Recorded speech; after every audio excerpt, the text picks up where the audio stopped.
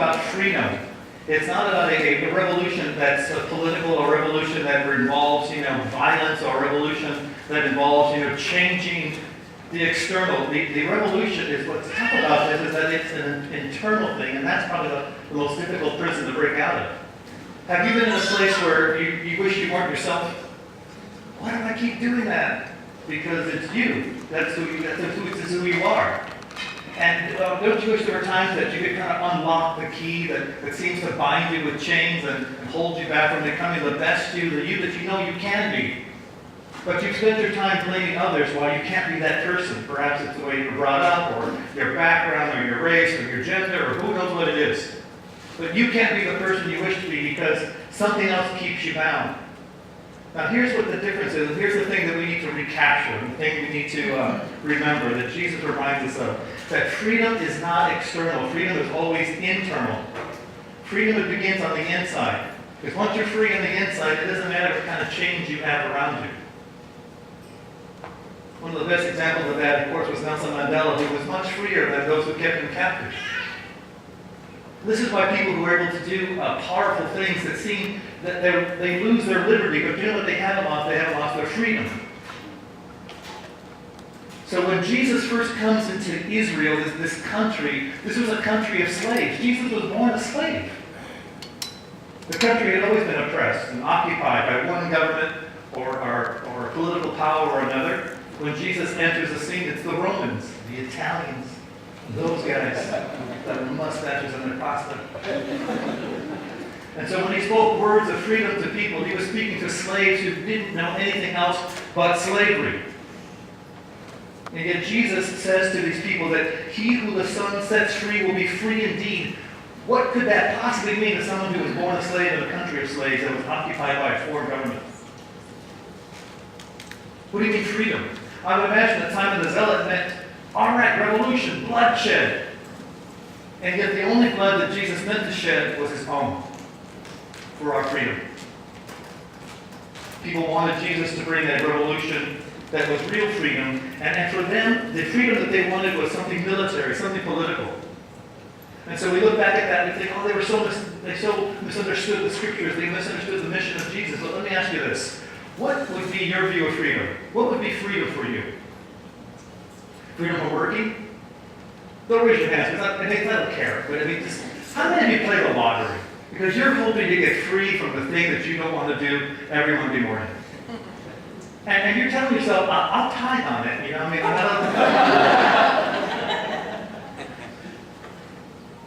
I had the Octavio Martinez Foundation for Runaway Mothers in big letters, you know, just letting everyone know how generous I am. That would be freedom. What would be freedom for you? Freedom from a certain relationship? Freedom from your family? The reason why most of us move out of our houses way before we can afford it? What would be freedom for you? See, here's the thing. We misunderstand, just like the disciples, what true freedom is about. We expect freedom to be a change on the outside instead of a change on the inside, because a change on the inside actually is much more difficult. And sometimes we've had to admit that we've been wrong, that we've missed it, that we've diminished the idea of freedom. So how can one be free about a revolution, though? How can one be free about a revolution? Freedom will always cost someone their life. That's a treatable thing if you wish to do that now. But freedom will always cost someone their life. And here's the other misunderstanding about freedom that we have. We think freedom is no restrictions, or at least not restrictions that we wish we didn't have. How many of you, as soon as you hear a rule that says don't do something, it's like, gosh, that's the most attractive thing to me now. I didn't want to do it until now you said don't. Like stop signs and all parking lots. You know they're meaningless, right? There's no law that makes you have to stop there. I just blow right through them. I just be free. I tell myself I'm on Whittier Boulevard when I do it. Just a suggestion. So what does it mean? Look at this at Psalm 119:32. Psalm 119:32 should be on the screen coming up behind me. I run in the path of your commands, for you have set my heart free. Now think about that just for a moment. Those two words, commands and freedom, do they sound like they go together? The commands and freedom. How does that go together? Those two words, like, government efficiency or military intelligence, they're just words that don't go together. Okay, I'm not using that the next time I talk to you. That joke did not work. It was a lot funnier up here than I thought. But those are the types of misunderstandings we have about freedom that keeps us choosing slavery. We keep thinking that I am going to be free to make my own choices, and we choose the things that continue to bind us and hold us back. All the while yelling, I'm free, as we rattle the chains. Over and over again. And so what is he possibly talking about here that somehow limiting ourselves by the restrictions that God places in our life could actually bring us freedom? Commands, freedom. Running from the commands somehow would be freedom from us, or for us. The basis of our freedom, well, listen to this insight for a second. We can be so dark and broken that we actually assume that God's restrictions would limit our life instead of give us our life. We actually assume that the freedom we require and demand would be freedom to choose anything, even if it's choosing to remain in bondage, choosing to remain to live as slaves. And we're tempted to think at times that God's long-term plan, but it doesn't really make it obvious, because he tries to be this good God, is just to control us, to conform us, and to constrict us by his commands. Especially, especially if you're younger. And I recognize this, not because I'm younger, but I used to be, that it always seems that everyone's telling you what you can't do. Don't drink this, be responsible, go to bed, sit down, be quiet, toe the line, study this, crack open that book. And where do you get to be yourself? Where do you get to be the person that you believe you can be? There's something that almost wants to scream out like, I'm an individual. How do I get to be that person? And yet if you look at your life, there seems to be one failure after the other. Whether it's in the relationships or perhaps your finances or the way you manage your sexual life or the way that you've handled other areas, things are not quite clicking. And so you don't want to share that because that'll give other people ammunition to point out you don't know what you're doing. And you wish to live free. But freedom is always internal, not external. Freedom is always internal, not external. Most of us focus on this freedom to choose instead of the ability to choose freedom. How many of you have always wanted to be able to keep your word to yourself? That if you said yes to something, you could actually keep your promise to yourself. That if you said, no, I'm not going to do this again, you actually could say no and not do it again. But you find yourself back to that same habit, that same pattern, that same situation, that same type of relationship. If there's one question I get often from a lot of single, well, of course single, not married because they're not dating, single adults is that, I keep dating the same creepy guy. I say, well, that's because you're creepy on the inside. This is what you're attracting. Birds of a feather. I'm not going to put it any other way. Change yourself, you'll be a different level of attraction. All these women that I'm dating, they're always this, that. That's because you're a horrible human being, sir. You cannot attract a woman of character that can stand you for more than a minute. That's free advice, by the way. That's all. I'm charged for that.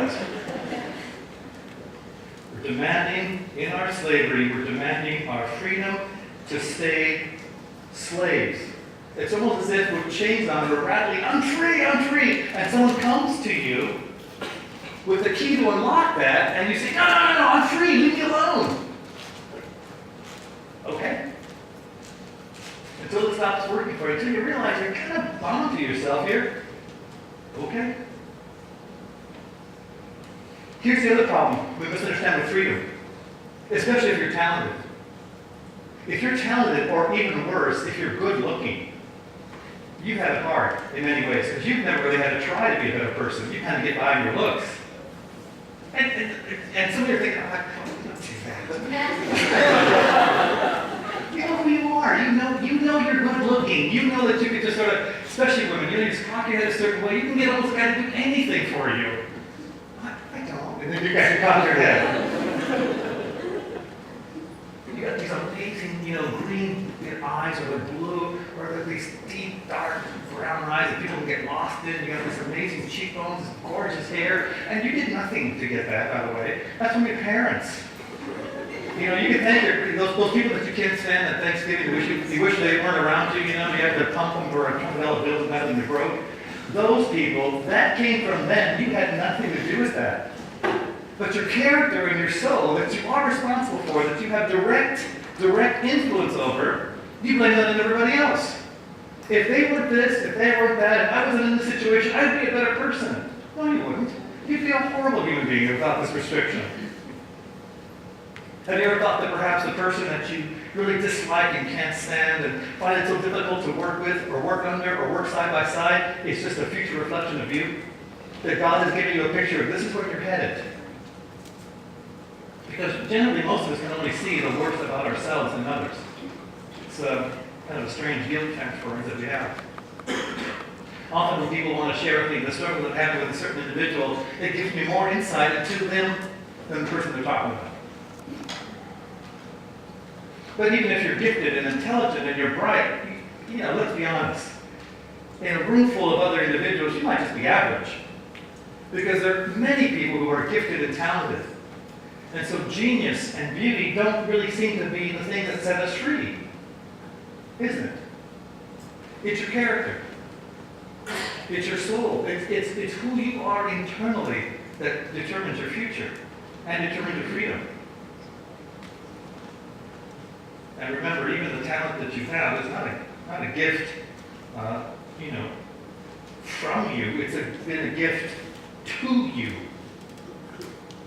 You have nothing to do with the brain power that you have.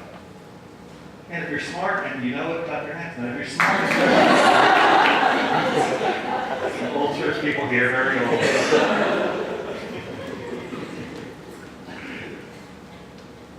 Get thee a decent, healthy soul, or else you're going to be an evil genius. That kind of thing. In fact, I would say that the toughest person in this room that I recognize, I'm just feeling back, is the one that's actually bright and intelligent that says, you don't know what you're talking about. That's because you're so dark. I do know what I'm talking about. That's why I'm wearing the daddy pants. I do know what I'm talking about. I've lived that. I've made those mistakes, and so have you. Some of you are in the midst of them. Some of you are so convinced that you know better than the wisdom of the universe, the wisdom of all the generations of humanity, that you're going to prove everybody else wrong and do something that's unhealthy, and you'll make it. Sir, madam, you're not thinking. Even if you reject what the scriptures have to say, take the collective wisdom of humanity and recognize some things are just dumb to do. They're just not smart. But if you're smart and intelligent and gifted in that respect, or good looking, you'll still think somehow you can get away with it and you can still be free, while as you continue to put more and more chains around yourself. Freedom is always built on, freedom is always built on character, not talent. Talent is unsustainable. In fact, talent, this is the worst part. Do you realize why some people fail that are so gifted and they're geniuses and are maybe brilliant or perhaps amazingly good looking? Because they do not have the characters to sustain their own success. So be careful that when things are working and succeeding, that your soul can match the weight of success. Greatness is never the result of your talent alone, but always character. And this is why for the next 3 months we're going to spend time digging in and doing a lot of self-work regarding our character. Now let me show you, briefly read to you a description of the greatest man that ever lived and the greatest act of humility ever done in the history of humanity. It's found in Philippians chapter 2, starting in verse 3. Paul writing says, "Do nothing out of selfish ambition or vain conceit. Rather, in humility, value others above yourselves." What's always interesting to me is how folks will say, we need more Bible studies and more teaching and that kind of thing. I just thought, as you've heard me say before, if you spent your life working on forgiveness, just forgive one another, you'd be busy for the rest of your life. Imagine this verse. Imagine, those moments when you're standing in line at Starbucks or McDonald's, wherever it is, and there's that person in front of you, who's a little bit slow, and you're upset that this human being has disrupted 30 seconds of your day. You can't believe this subhuman is actually robbing you of your moment of time. Or the person that's serving your food that's, heaven forbid to mispronounce your name. Which is why I always tell people Bob.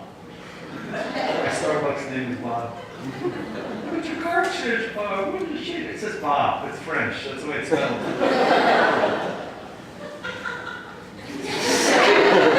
Okay, Rosie. Do nothing out of selfish ambition or vain conceit. Can you imagine actually making decisions that were based on the benefit and the promotion of somebody else? Yikes. I can't recall a single moment I did that at work. I mean, I was always thinking, how do I position myself to show that I'm better than the next person, especially when there was time for a promotion. Is that correct? And you know, when you're in a conference room around the oval table and the director of sales is asking how things are going, you want to make sure that you shine and someone else doesn't. Correct? But take that in any place, in a classroom. There's always that person that's got to answer every single question. And not looking to your own interest, but each of you to the interest of others. Actually being concerned and caring about how someone else's progress is. In your relationships with one another, have the same mindset as Christ Jesus. And here it is, the greatest human being, the greatest act of humility, who, being in the very nature of God, did not consider equality with God something to be used to his own advantage. And many other translations that perhaps we've been exposed to before was like something to be grasped or held on to. This, I think, this particular NIV captures it. Something to be used to his own advantage. My goodness, if there's ever somebody who could have used his position for his own advantage, I think we'd have to agree Jesus would be that person. How many of us have actually, do you ever, that's horrible, have you ever used your name or your association with an organization to get to an advantage? Hi, I'm so-and-so with so-and-so. Rather, he made himself nothing by taking on the very nature of a servant. And everybody wants to be a servant until, of course, you're treated like one. And being made in human likeness and being found in appearance as a man, he humbled himself by becoming obedient to death, even the death on a cross. So here's Jesus giving us the path. Listen. Okay. Jesus gives us the path to greatness is serving others to the point of obscurity. You know, aren't we all a little bit like George Costanza? You know, hang on a second. I love the fact that it's a dialogue, I really do. You know, when you tip, don't you want people to know that it's a silent tip? When it's changed, it's like, okay, you know, it's a 7 cents that you don't want to put in your pocket. Okay, thanks. Yeah, thanks for that. Keep that. Why don't you, But when it's a silent one, like let's say it's a $1 bill, or you got paid a moment and you know what to do with, and so you drop $5 for a cup of coffee. You want someone to see that, don't you? To let you know that I am a generous human being. I'm better than you, sir. You hold it. Look what I just did here, everybody. Marvel at my big brain and heart. Because it requires someone to die. And it's you. And it's me. And this is exactly the path that Jesus says, you wish to be great. You wish to matter. You wish for your life to have some meaning, some significance to your life's work, what you're doing. As a musician, as an artist, as a plumber, as a housewife, as an instructor, as someone who does whoever work with your hands or work with your body. Do you want your life to matter and have some meaning? You wish to be great to a person? Live a life as a servant. Start a revolution that begins in your soul. Require and demand less of others to bend and conform to your will, and bend and conform your will to the will of God.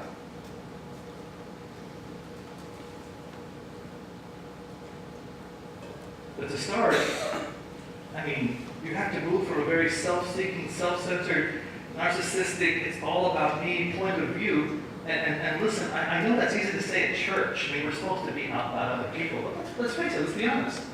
We're not.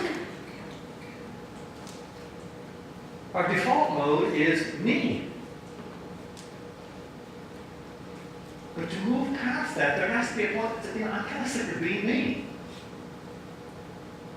I don't wish to be this person anymore. And we all know that if you don't change yourself, sir, madam, you're going to become yourself. And every decision you make will finally make you, and you'll wonder how you got there, and you'll be fooled by no one. You're not the only person that would be surprised at how you got to be the horrible human being that you're becoming would be you. Because every decision you made was, you were in a focused intention to become this person. Maybe even now, have you ever wondered, how did I get here? How was I capable of doing this? Well, maybe not this moment, but there was 100 million decisions prior to that that led you to this point. It's always that way. Always that way. When someone tells me, especially when they've done something really reckless or distracted, I can't believe I did that. Why not? I mean, you were there. I mean, you chose to do this, and you probably made choices all along the way that conditioned your soul and prepared you to mentally step into a moment that a few years ago you could never imagine yourself doing. You have no one else but you to blame for this moment.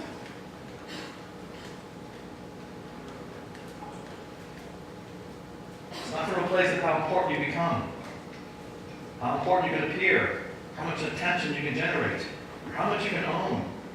Jesus mentions to us, and this is where the language sometimes for us with the scriptures becomes a little bit like, I don't like what it's taste. But if Jesus is the master, and we're his servants or followers, if he does this action and says, this is the example, here's the pattern, it doesn't leave a lot of wiggle room to say like, oh, you know what? I didn't know it was going to cost me that. I mean, I like the nice Jesus. I like the socialist Jesus. I like the Jesus of the arts. I like some of the painted Jesus, not all of them maybe. But this one is like personal, demanding you say. And it's true, but you got to get to a place where you're just done with yourself. I don't want to be this person. I recall I was working late night at a market once. How many of you know what number 2 cans are? The size of number 2 cans? 20 ounces. 20 ounces of finely prepared processed food made in the USA. And the cases are usually about 12 or 24. So we were working in the market, and it was stacked about 25 feet high, two stacks, and they had a bit of a curve. I think it was all about 16 and 17, thinking about how, just boring it was to do this job, moving around, 16 and 17, it's all kind of the skill set you have moving boxes around.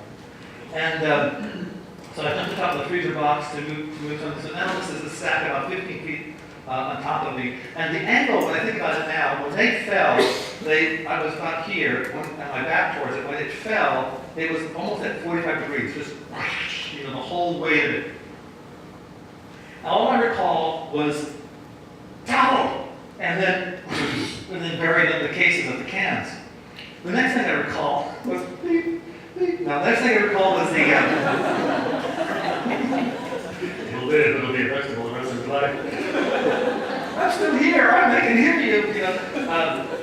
They're driving off, taking off all these cases, and I remember getting up and thinking, wow, thank goodness I'm wearing dark pants, but I just peed on myself, And then I thought, oh my gosh, everything's working. Dude, are you all right? You all right? Yeah, I'm good. Wow. Yeah, I'm good. I gotta tell you, I never felt more alive in my life. I survived this catastrophe of being hammered by cans.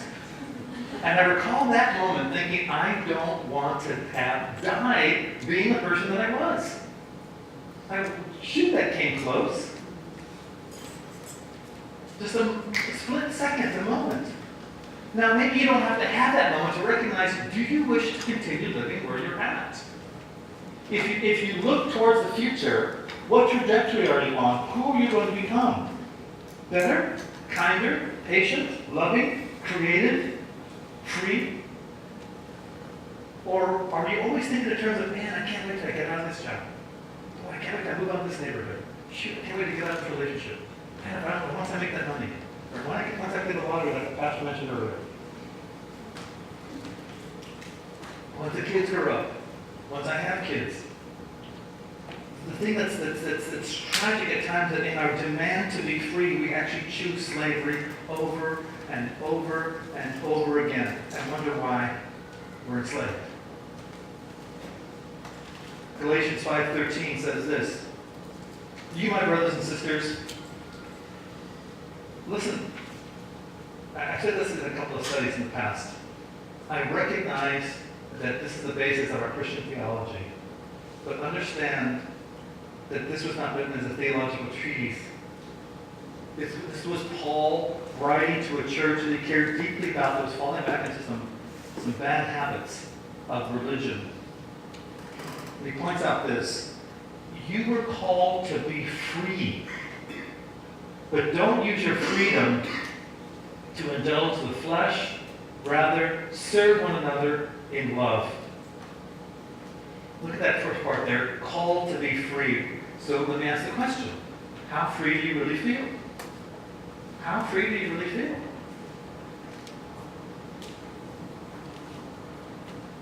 Can I even keep my word to myself? How do people experience me? Do they know me as a person who's reliable? Do they know me as a person who's kind? Am I generous? Do I have a generous reputation? You and I are meant to live in freedom. So you know and I know how quickly we can become enslaved, or rather, we know how much enslavement we live in by how easily we can be provoked. You ever thought about that? Think of the things that set you off or get you angry or put you in a foul mood. Jesus is speaking to people who are living as slaves. And he says to these folks as he's starting off his mission, because you know when that soldier, that bully, slaps you in the face because he thinks it's funny in front of your wife and kids, just to provoke you, because he can. Show them what freedom really is and turn the cheek. You know, in those moments when it's cold and you have that one thin little goofy blanket because you're broke, and your kids are huddled with one for both of them and your wife's, and you're just trying to figure out life, and someone comes along and rips it off and says, give me that blanket, because they're bored. They'd rather be home in Rome, but here they are stuck in the Middle East. So they're bored, they have nothing else to do but to give you a hard time. Show them that your generosity cannot be overcome by their greed and give them your shirt when they want to treat you like an animal and take off their pack and put it on you like a donkey. And they can legally require you to walk a mile. Let them know that you're freer than that and walk the second one. See, when folks hurt you, disappoint you, anger you, rip you off, use you, then you find out if you're free or not. And so Jesus tells us that a man to live free, for a woman to live free, is not bound by the externals. Now, honestly, doesn't that sound a little more attractive than trying to make everybody behave according to your standards?